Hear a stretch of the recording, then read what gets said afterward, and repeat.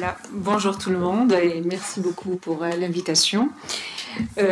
Comme vous avez pu le constater, on a parlé d'histoire, reparlé d'histoire, des luttes de pouvoir après l'indépendance, de mémoire, et très peu des individus dans la petite composition de la population. En fait, est-ce que l'Algérie indépendante aujourd'hui, qui s'est libérée sur le plan des territoires, est-ce que les individus sont libres? Et de surcroît les femmes, la condition des femmes. Est-ce que le statut des femmes a évolué depuis la colonisation? Et pour parler de ça, et on ne peut aborder la condition des femmes algériennes après l'indépendance sans revenir à la période coloniale.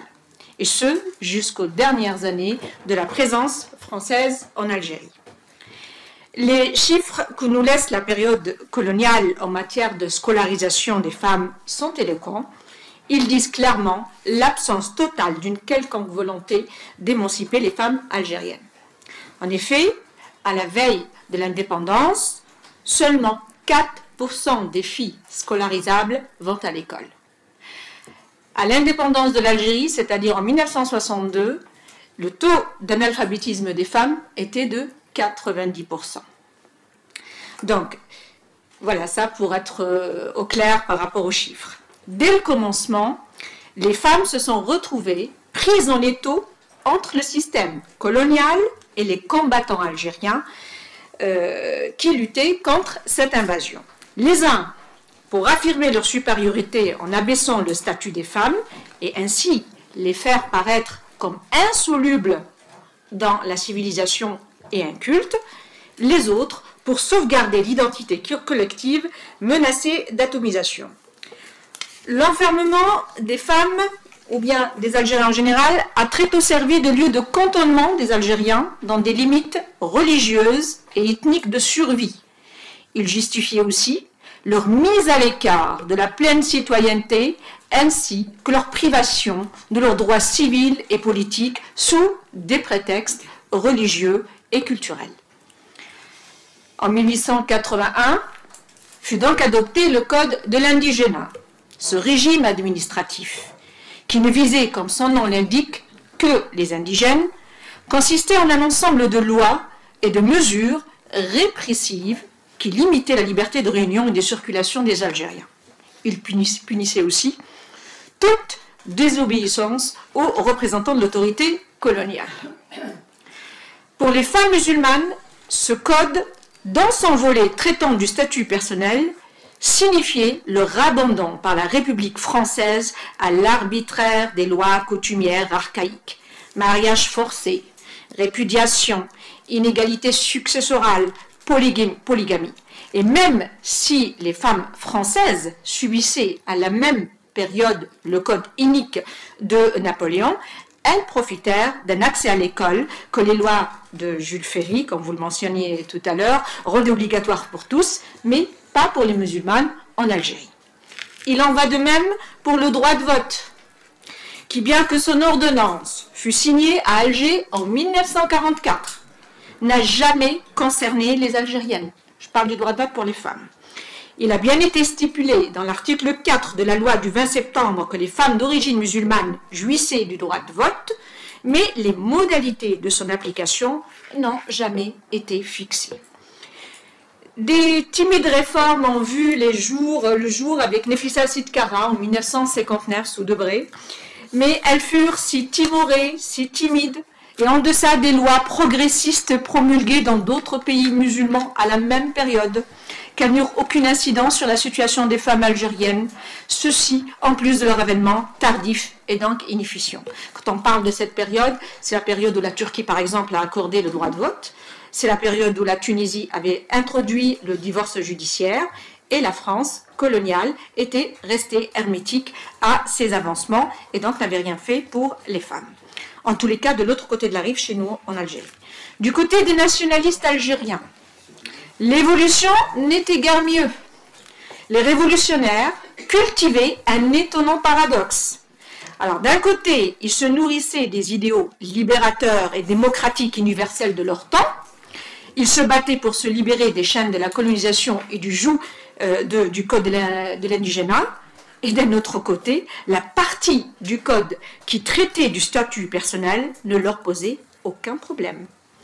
Il faut rappeler qu'en 1936, lors du premier congrès musulman, de l'association des oulémas algériens, l'association des oulémas, la fédération des élus, mais encore plus étonnant, le parti communiste s'accordait pour maintenir les femmes sous le joug du code de l'indigénat. Le prétexte avancé est qu'elles ne devaient pas servir de cheval de Troie aux valeurs de l'ennemi, ce qui justifie à leurs yeux la pérennisation de l'abaissement du statut des femmes. Il faut rappeler que le mouvement féministe dans le monde dit arabe et au même moment que son homologue français avait émergé dans la deuxième moitié du XIXe siècle. Des hommes et des femmes avaient entrepris de questionner les causes du déclin arabo-musulman et dont, à leurs yeux, la condition des femmes y était pour beaucoup. Déjà, le port du voile, la polygamie, la répudiation étaient attaquées comme des causes certaines de l'arriération des peuples dits arabes. Cependant, ni les nationalistes algériens, ni le régime colonial français n'étaient prêts à reconsidérer leur position concernant la condition déplorable des Algériennes. Sur ce point précis, il y avait un tragique consensus entre le colon et les colonisés masculins. Cela, bien sûr, n'avait pas empêché les Algériennes de s'impliquer dans la guerre d'indépendance et même de la marquer de grands moments historiques. Non pas seulement par les armes, mais en s'attelant à tous les autres aspects de la guerre. Logistique, ravitaillement, information, surveillance, espionnage. Tout cela, parfois, avec un enfant ou plusieurs dans les bras, des tâches domestiques très dures, et sans se soucier d'une pauvreté qui leur faisait partager leur maigre repas avec les maquisards. Elles montèrent au maquis, envers et contre leur famille, en subissant la suspicion de certains résistants qui ne leur concédaient quasiment aucune responsabilité. Elles étaient en effet sous rude surveillance. Les frères de combat jouaient aussi aux grands frères autoritaires. Ils surveillaient tous leurs faits et gestes parce que c'étaient des femmes. Ce n'est qu'après l'emprisonnement de certaines et l'immense médiatisation dont ont bénéficié en l'occurrence Jamila Boupacha et Jamila Bouherd, défendus respectivement par Maître Vergès et Gisèle Halimi, qui ont donné un écho international à leur combat et qui ont su intéresser aussi les intellectuels de l'époque à cette cause, qu'on a commencé à s'intéresser vraiment au combat des femmes et c'est ainsi qu'on a pu reconnaître un petit peu leur rôle. Une reconnaissance évidemment verbale, mais qui n'a rien engagé sur le terrain réel de l'émancipation. Bien au contraire, les femmes ont été remerciées d'un code de la famille, dans la continuité du code de l'indigénat, un code qui avait changé de nom, mais pas de sens ni d'effet dévastateur. Toujours répressif et minorant pour les femmes. Un détail près, il s'accomplit aujourd'hui avec des semblants d'opposants, les islamo-conservateurs, des prétendus adversaires politiques à côté desquels n'importe quel cruel dictateur peut paraître ouvert et progressiste. Ils jouent au faire-valoir des régimes totalitaires qui ne cessent de sacrifier le statut des femmes sur l'autel de la paix civile au lieu de procéder à des réformes structurelles.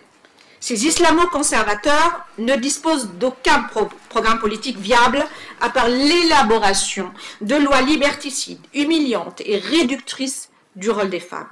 Ils n'ont qu'une obsession, faire disparaître la jante féminine de l'espace public et l'engloutir sous des kilomètres de tissus et d'interprétations aussi archaïques que régressifs. Alors, le code de la famille. Le code de la famille n'est pas apparu en 1984, l'année de sa promulgation. Il a été ramené dans les valises des révolutionnaires de l'étranger. Ceux ayant étudié à Al-Azhar, au Caire, gorgés d'un panarabisme qui mélangeait allègrement le concept religieux de l'Oumma, négateur de tout pluralisme, à un socialisme de type stalinien. Dès 1964, l'avant-projet était posé et n'attendait que le moment précis pour être jeté à la figure des Algériennes. Durant les 3 premières décennies de post-indépendance, l'Algérie jouissait d'un prestige révolutionnaire qui ne permettait pas à ses dirigeants de dévoiler leurs projets de loi dégradantes pour les femmes. En effet, les moudjahidettes, devenues iconiques, endossaient le rôle d'ambassadrices de la révolution.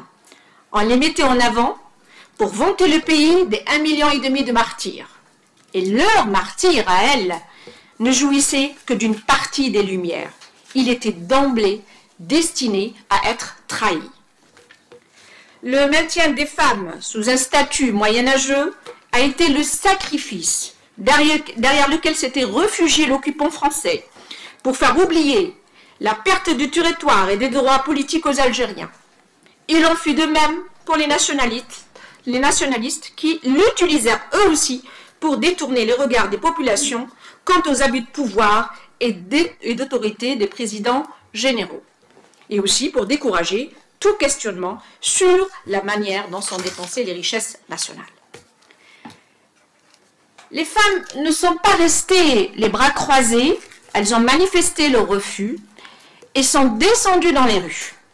Elles ont été violemment réprimées. Le code de la famille les avait fragilisées et par conséquent on avait fait le maillon faible de la société. Et c'est ainsi que l'islamisme s'était emparé de cette faiblesse pour davantage les attaquer, sous l'œil indifférent et laxiste du pouvoir qui jusqu'aujourd'hui n'a concédé que de timides amendements au code rétrograde.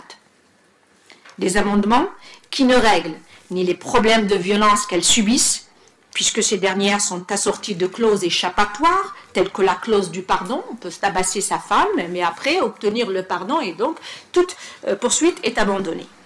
Ni les méfaits de la polygamie, qui se traduisent en instabilité et en insécurité pour les foyers.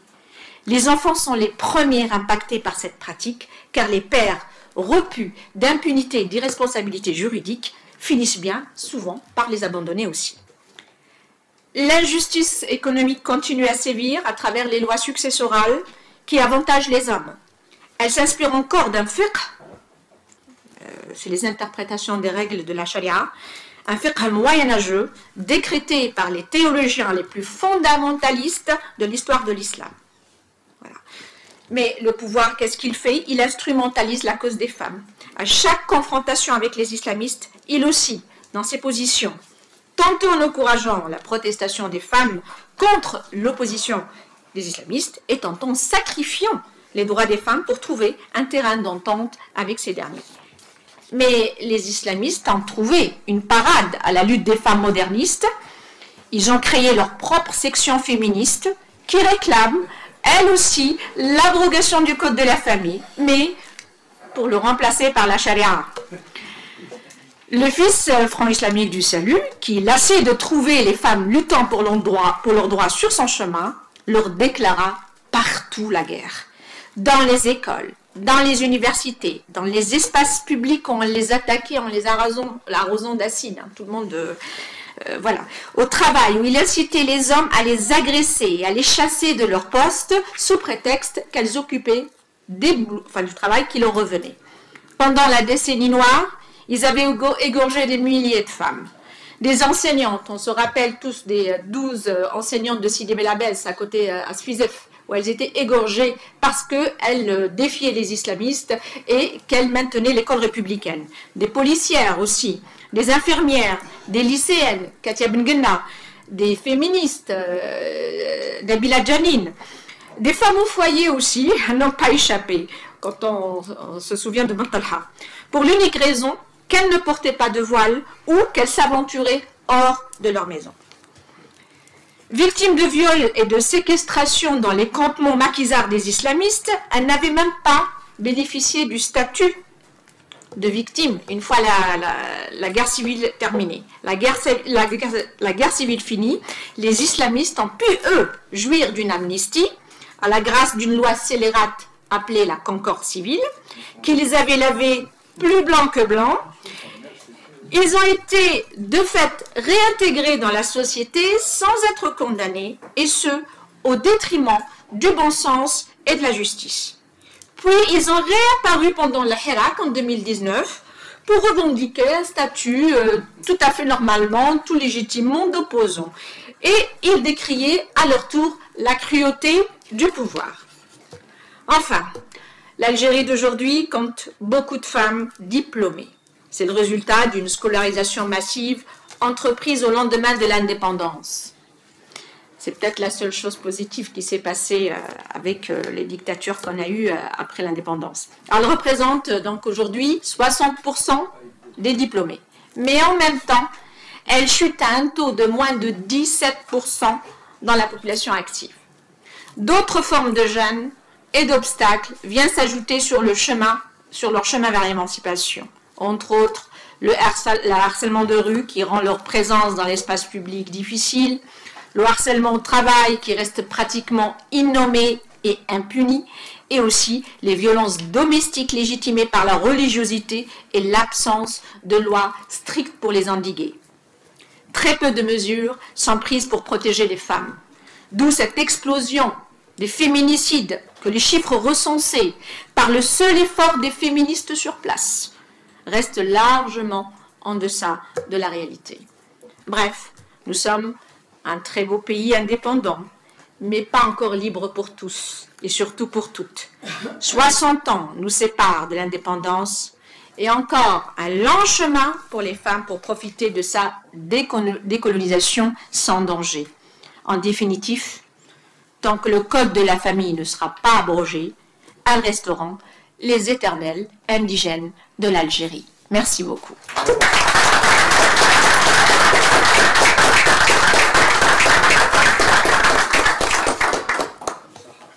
Merci Miassa.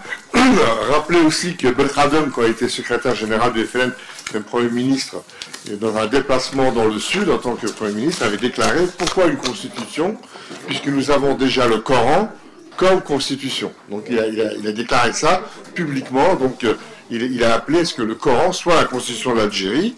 Et puis, rappelez aussi que pendant la Révolution, on nombre à peu près de 12 000 le nombre de femmes, moudjahidètes, lieutenant-colonel, capitaine, commandant, enfin, des femmes qui se sont engagées, les armes à la main, dans les maquis, dans les hôpitaux. Plus de 12 000 femmes se sont engagées dans la Révolution. Et donc, elles ont été récompensées à l'indépendance par le Code de la famille. Merci beaucoup, Messa, d'avoir rappelé tout ça.